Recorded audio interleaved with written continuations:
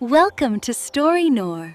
बहुत साल पहले की बात है। एक ऐसा साम्राज्य था जहां तख्त और इंसाफ के दरमियान हमेशा तनाजा रहा करता था। उस रियासत की इमारतें ऊंची थीं, महल चमकदार थे, मगर उन दीवारों के साए में रहने वाली अवाम की जिंदगी दिन ब दिन मुश्किल होती जा रही थी। उसी साम्राज्य का वारिस था शहजादा आर्यन। आर्यन उम्र में जवान था, मगर सोच में अपने वक्त से आगे। उसके दिल में एक ही ख्वाब पलता था, एक ऐसा दौर लाना जहां हुक्मरान अवाम का खादिम हो, न कि उनका मालिक। मगर अफसोस, जिस तख्त पर उसे एक दिन बैठना था, उस पर इस वक्त उसके वालिद मौजूदा राजा हुकूमत कर रहे थे और उनके द्वार में रिश्वत, जुल्म और बेपरवाही आम हो चुकी थी। अक्सर शाम ढलते वक्त आर्यन महल की बालकनी में खड़ा होकर नीचे फैले शहर को देखता। दिन की रौनक के पीछे छुपी उदासी उसकी नजरों से ओझल न रहती और वो सोचता रहता कि अगर तख्त पर बैठकर भी इंसाफ न दिया जाए तो उस तख्त की क्या कीमत। एक रात जब महल की गलियां खामोशी में डूबी हुई थीं, आर्यन ने अपने भरोसेमंद खादिम को हुक्म दिया कि वजीर जफर को तन्हाई में बुलाया जाए। वजीर जफर कोई आम आदमी नहीं था, वो राजा का सबसे करीबी सलाहकार था। जबान से वफादार मगर दिल से परेशान। वो भी जानता था कि रियासत गलत राह पर जा रही है, मगर तख्त के खिलाफ बोलने की हिम्मत न कर पाता था। जब जफर शहजादे के सामने खड़ा हुआ तो आर्यन ने उसके कंधे पर हाथ रखा और उसकी आंखों में झांकते हुए कहा कि जफर, उसे उसकी जरूरत है रियासत को बचाने के लिए। जफर घबरा गया। उसे राजा के गुस्से का डर था, अपनी जान और अपने ओहदे का ख्याल था, मगर आर्यन की आंखों में जो यकीन था उसने उसे सोचने पर मजबूर कर दिया। आर्यन हल्की मुस्कान के साथ पीछे मुड़ा और जाते जाते बस इतना कहा कि वफादारी का सबूत जल्द देना होगा। वजीर जफर वहीं खड़ा रह गया और उसके दिल में एक ऐसा द्वंद्व पैदा हो चुका था जो अब उसे चैन से जीने नहीं देने वाला था। अगले दिन शहजादा आर्यन ने एक बड़ा फैसला किया। उसने शाही लिबास उतार दिया और आम आदमी का भेष बनाकर बाजार निकल गया। वहाँ उसने जो देखा उसने उसके दिल को हिला दिया। भीड़ थी मगर चेहरों पर खुशी नहीं थी। लोग धीरे बोलते थे जैसे दीवारों के भी कान हो। कोई महंगाई की शिकायत कर रहा था, कोई जुल्म की, और किसी की आवाज में गुस्सा था तो किसी में मायूसी। आर्यन समझ गया कि असली हकीकत महल से बहुत दूर थी और उसे अब पूरा यकीन हो गया था कि उसके वालिद जाने या अनजाने में अवाम को धोखा दे रहे हैं। महल लौटकर आर्यन ने एक पल भी जाया नहीं किया और फौरन वजीर जफर को अपने निजी कक्ष में बुलावा भेजा। जफर तेज कदमों से चलता हुआ कमरे में दाखिल हुआ। उसके चेहरे पर घबराहट साफ थी मगर आंखों में अब सवाल भी थे। आर्यन ने उसकी तरफ देखा और कहा कि अब चुप बैठने का वक्त खत्म हो चुका है, और उसी लम्हे बिना किसी शोर के